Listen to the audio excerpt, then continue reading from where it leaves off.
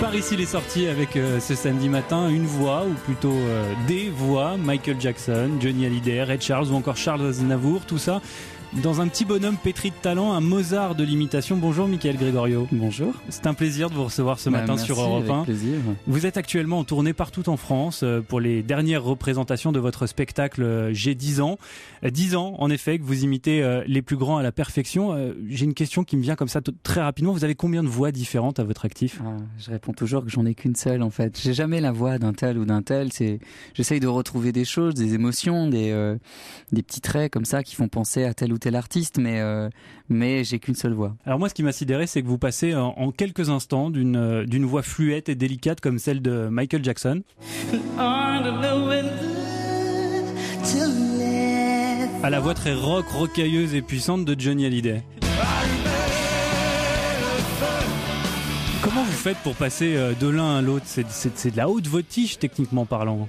Merci. Non, c'est un peu de travail quand même. Effectivement, il y a des prédispositions, puis après faut essayer de travailler. Quand j'entends une musique, quand j'entends une voix, avec le temps et avec le travail, j'y associe des formes, des couleurs et je les retrouve et j'essaye de les faire résonner avec ma propre voix. Alors on vient d'entendre votre interprétation de la voix de Johnny Hallyday qui nous a quittés cette semaine. Du coup, est-ce que vous vous sentez comme l'un des gardiens de sa voix aujourd'hui ? Ah non, surtout pas. Je suis pas du tout gardien de sa voix. Sa voix est unique. Moi, je suis juste un interprète de ses chansons et j'essaye de retrouver des émotions, retrouver des choses, mais vraiment pas. Alors vous ne vous contentez pas, même si c'est déjà remarquable, d'imiter pléthore d'artistes, vous faites aussi rire entre les chansons et même pendant, en reprenant les mimiques des chanteurs ou chanteuses ou en les mélangeant entre eux. Je pense notamment à ce moment où votre Aznavour devient subitement Maître Gims. Oui mais quand je la vois danser le soir, j'aimerais devenir le chai sur laquelle elle s'assoit. Ooh, yeah, baby. Elle répondait ton nom de Bella, mais je découvre le Barachella.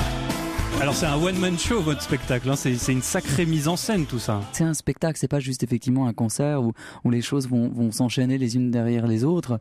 Il y a une mise en scène, il y a une écriture, etc. Il y a un lien avec le public. On sent votre volonté de faire rire, de décrocher des sourires aussi dans les interprétations. Ce qui m'intéresse effectivement, c'est qu'il y ait toutes ces choses-là dans le spectacle, qu'il y ait des moments solennels, puis des moments un peu plus drôles. Le côté protéiforme du spectacle me plaît énormément, et que ce soit à travers les styles musicaux, on a entendu Maître Gims, et puis Aznavour, ou le rock, la variété, la chanson française, le jazz, le rap aussi avec Jay-Z, etc. Et comment vous les castez les nouvelles voix, celles des petits nouveaux qui arrivent sur la scène française ou internationale, et vous vous dites celle-là elle est pour moi et celle-là non? C'est effectivement l'actualité musicale, c'est quelque chose de très important. Donc ça a été le cas récemment pour Maître Gims, pour Vianney, pour Kenji Girac, pour Bruno Mars, etc.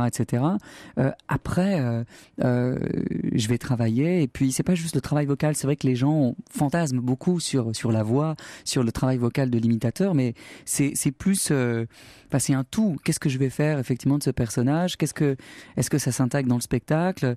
Par exemple, pour Maître Gims, on avait travaillé la chanson Bella, et puis je savais pas trop quoi en faire. Et puis on a commencé à improviser avec le pianiste sur Aznavour qui chanterait une chanson de Maître Gims, et ça nous a fait rire, et on l'a écrit, on l'a mis en scène, etc. Parfois drôle, c'est juste comme ça. Ouais. Voilà. Est-ce qu'il y a des voix qui vous résistent? Est-ce qu'il y a des voix que vous souhaitez interpréter, recréer, et qui, techniquement parlant, vous n'arrivez pas à trouver le truc?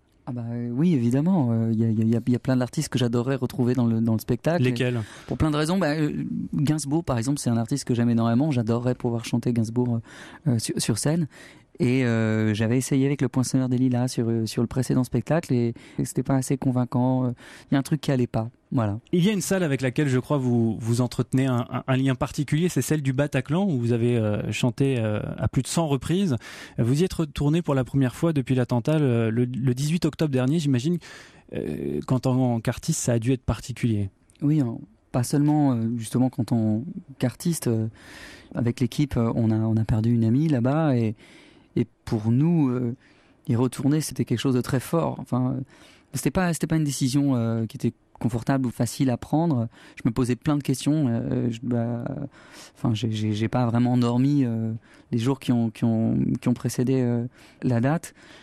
Et en même temps, on ferme pas les cafés, on ferme pas les rues et c'était nécessaire.